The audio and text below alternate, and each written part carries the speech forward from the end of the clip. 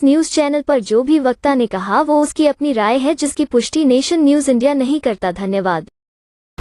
साथियों नमस्कार। आज हमारे साथ हैं बहुत ही सीनियर कद्दावर नेता नहीं कह सकते, लेकिन मजदूरों की जो लड़ाई है उसको बड़ी शिद्दत से लड़ते हैं और सरकार से हमेशा लड़ाई के मूड में रहते हैं, ऐसा लोग कहते हैं, क्योंकि मजदूर की आवाज को बहुत ही बुलंद तरीके से उठाते हैं। जानते होंगे हरभजन सिंह सिद्धू जी।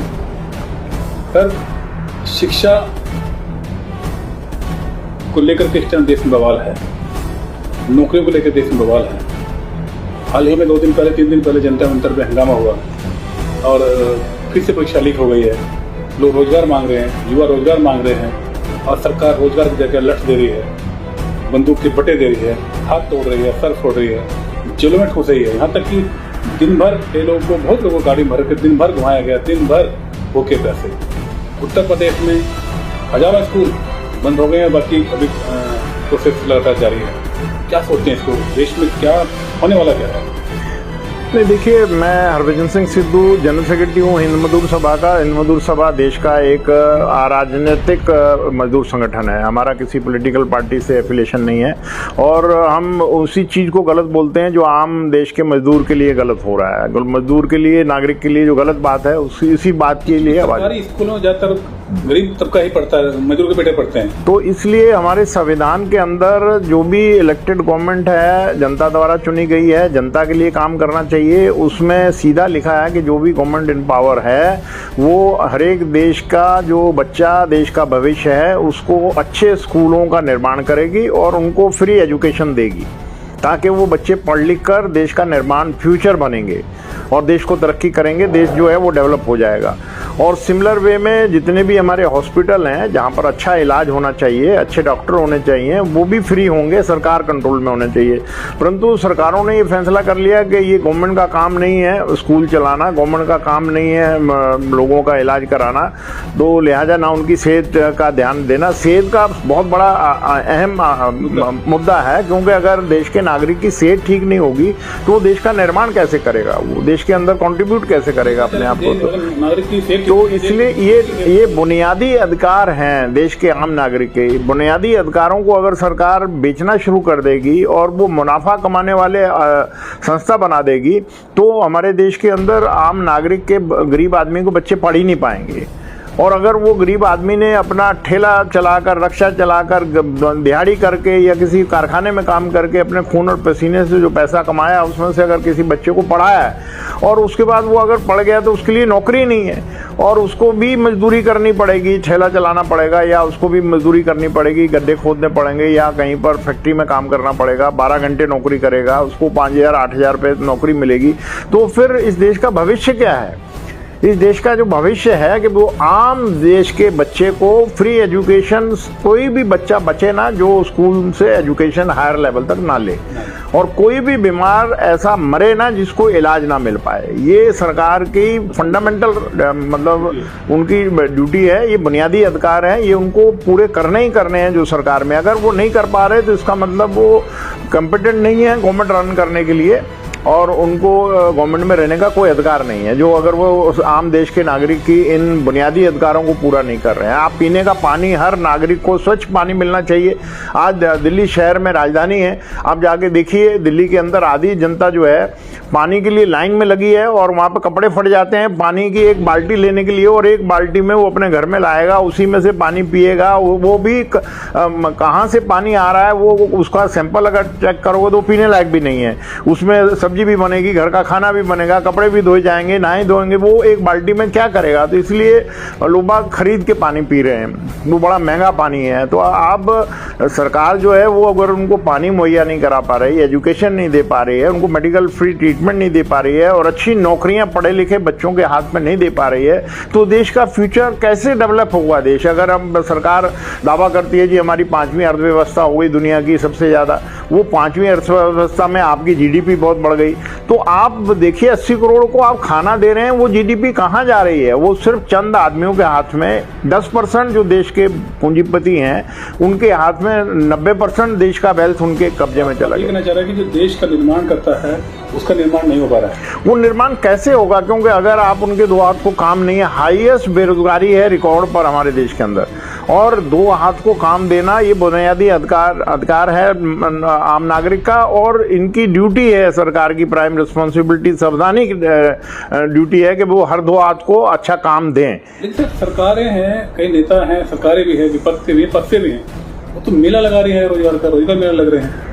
अब मुझे नहीं मालूम है, जो मेरे पास रिकॉर्ड है उसके अंदर तकरीबन 80 लाख के करीब अच्छी जॉब जो हैं वो सरकारी कारखानों में, सरकारी दायरों में और प्राइवेट PSUs में, जो स्टेट गवर्नमेंट के कॉरपोरेशन है उनमें खाली पड़ी है। और 80, मैं आपको, अब भारतीय रेलवे सबसे बड़ा उद्योग है और जिसके अंदर 3 लाख पद खाली पड़े हैं, 1.5 लाख पद तो उसमें सेफ्टी के खाली पड़े हैं, जिसकी वजह से एक्सीडेंट हो रहे हैं भयंकर, लोगों की जानें जा रही हैं।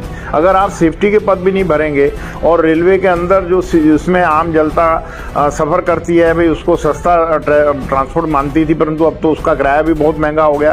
अब ट्रेन का किराया और हवाई जहाज का किराया बराबर हो गया है, तो उसमें गरीब आदमी अगर सेकेंड AC में ट्रेवल करना चाहेगा तो नहीं कर पाएगा और उसको जनरल कोच में जाना पड़ेगा। जनरल कोच आजकल ख़त्म कर दिए गए हैं, सारे के सारे जो है वंदे भारत चल रही है। वंदे भारत का किराया जो है आम राजधानियों से भी ज़्यादा है। तो लिहाजा इस वक्त ज़रूरत है, जो एक सरकार की संवैधानिक ड्यूटी है कि भाई हर एक नागरिक को अच्छा ट्रांसपोर्ट दें, उनकी अच्छी वातावरण, आबो हवा ऐसी हो कि भी वो बीमार ना हो, उनको सांस लेने में तकलीफ ना हो, पॉल्यूटेड एयर ना हो। परंतु हमारे देश में, राजधानी में लोग बाग आते डर रहे हैं विदेशों से कि भी वहाँ पर इतना पॉल्यूशन है।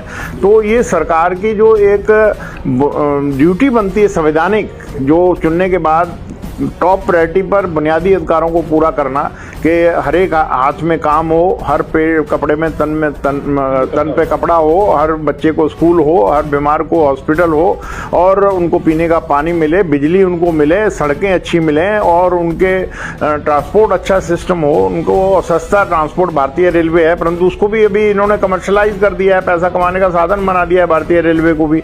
तो अगर आप नागरिक से कमाने की बात करेंगे तो उनको कमाने के लिए अच्छा वेतन तो दें, ताकि उसको डिसेंट वेज मिलेगी, वो अपने डिसेंट वेज में से अच्छे बच्चों को अच्छे स्कूलों में पढ़ाएगा भी, बच्चा पढ़ लिख कर अच्छी जॉब पे लगेगा भी, वो देश का भविष्य है जो हमारा नौजवान है।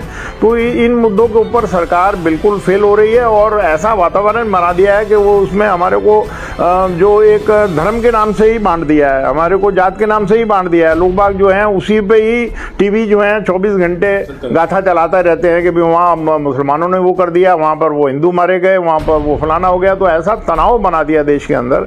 ये इलेक्टेड गवर्नमेंट की ड्यूटी नहीं है कि वो देश के अंदर ये तनाव ऐसा बनने दे, उनको तनाव खत्म करना चाहिए। जानना चाहूँगा, देश में बहुत सारे स्कूल बंद हो चुके हैं।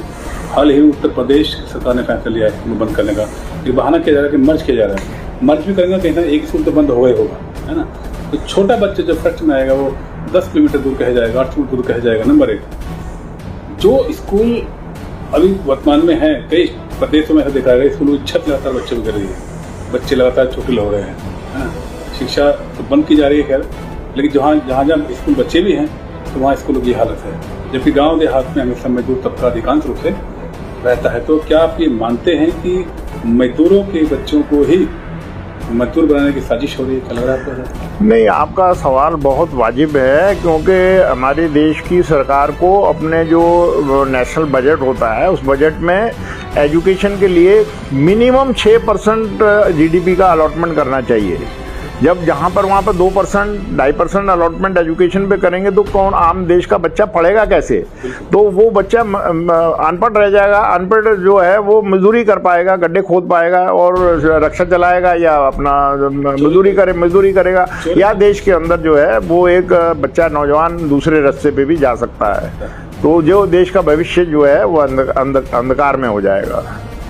चलते सवाल हो सर, क्या कहेंगे, सरकार से कुछ अपील करेंगे? नहीं, मेरी इस सरकार से अपील है, क्योंकि जब भी ये पार्टी अपोजिशन में थी तो कांग्रेस के ऊपर दबाव बनाती थी कि आप एजुकेशन दीजिए, आप अच्छी मेडिकल स्कूल हॉस्पिटल खोलिए और अच्छी जन सुविधाएं दीजिए, और आप विदेशी के ऊपर आप चिल्लाते थे। इनका एक डिपार्टमेंट होता था अलग बीजेपी का कि स्वदेशी अपनाओ और विदेशी भगाओ। तो अभी वो स्वदेशी पता नहीं कहाँ डिपार्टमेंट चला गया इनका, वो बंदी कर दिया इन्होंने। वो अब विदेशी दौड़े चले आ रहे हैं हमारे देश के अंदर, और विदेशी जो हैं वो दादागिरी कर रहे हैं। अभी ट्रंप जो है वो बाजू मरोड़ कर जब तक चिल्लाता नहीं है तब तक वो छोड़ता ही नहीं है, और उसको बोलता पकड़ मेरे हवाई जहाज खरीद। अब उनसे वो रिजेक्टेड हवाई जहाज खरीदने की नौबत आ गई है हमारे देश में, और वो ऐसी तानाशाही है कि वो पूरी दुनिया को डरा रहा है, आंखें दिखा रहा है, और फिर हमारे को दिखाता है कि आपका पड़ोसियों से झगड़ा हो गया, आपको ये हवाई जहाज चाहिए बम्बार्डमेंट के लिए, हवाई जहाज खरीदो अरबों रुपए का। हमारे को वो रिजेक्टेड हवाई जहाज जो ऑलरेडी उसके बाद रिजेक्टेड हैं वो उसने हमारे को बेच दिए हैं। तो हमारी सरकार जो है वो इतनी तानाशाह के सामने बोल नहीं पा रही है। तो वो तानाशाह के अगर खिलाफ नहीं खड़े हो पाएंगे तो देश के अंदर तो तानाशाही खत्म करें, ताकि देश की जनता तो सरकार के साथ खड़ी। मेरी सरकार से अपील है कि आपको जनता ने बहुत प्यार से आपको जिताकर भेजा था, आपके पास 333 का आंकड़ा था पूरे देश के अंदर एक दफ़ा गवर्नमेंट में। अभी आपकी 240 इनको मिले हैं, फिर भी मिली-जुली सरकार चला रहे हैं। तो जो इन्होंने अपने मैनिफेस्टो में वायदे किए हैं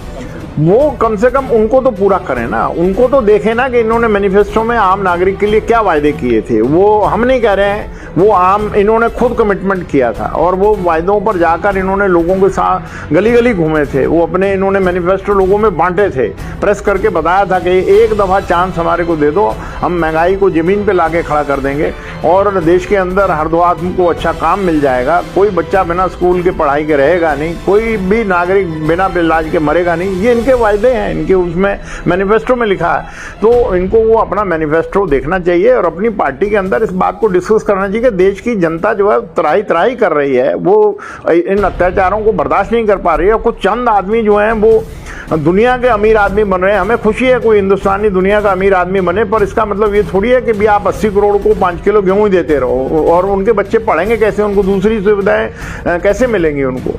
तो ये मैं अपील है सरकार से कि आप इसके ऊपर गौर करिए, और सारी सरकार के अंदर जो भी चुन के गए हुए हैं, जिनको जनता ने चुना है, जो उनकी संवैधानिक ड्यूटी बनती है वो अपनी नौकरी निभाएं, वो ड्यूटी करें अपनी। ये सेवा है आम देश के नागरिक की, परंतु ये सेवा भूल गए हैं, ये बिजनेसमैन बन गए हैं। तो ये बिजनेसमैन से सरकार ज़्यादा देर तक दबाकर पब्लिक पर राज नहीं कर सकते हैं। सर का कहना है कि ये सेवा है, लेकिन आप कभी किसी नेता के यहाँ जाइए और फिर सोचिएगा कैसी सेवा आपकी होती है। किसी अधिकारी के यहाँ जाइए, खासकर उत्तर प्रदेश में जाकर देखिए किसी पुलिस अधिकारी के पास कहीं भी, तो आपको मालूम पड़ेगा कैसी सेवा होती है। सर हरदेव सिंह सिद्धू जी हिंद महासभा, हिंद मजदूर सभा के महासचिव हैं, और बेबाकी से बोलते हैं, सरकार के खिलाफ भी बोलते हैं, क्योंकि मजदूर की आवाज़ को इतनी बुलंदी से इस तरह उठाते हैं। नहीं लगता कोई दूसरा व्यक्ति अभी तक तो देश में इसी तरह उठाता होगा। संगठन है तमाम, लेकिन बड़ी लेवल पर आवाज़ उठानी हो, इंटरनेशनल लेवल पर आवाज़ उठानी हो, तो सर को जाना जाता है आज की डेट में। सर बहुत बहुत धन्यवाद आपका, बहुत आपका, आपने मेरे को मौका दिया आपके चैनल के थ्रू मेरी आवाज़ को आम देश के नागरिक के पास पहुंचाने का, मजदूरों के पास पहुंचाने का।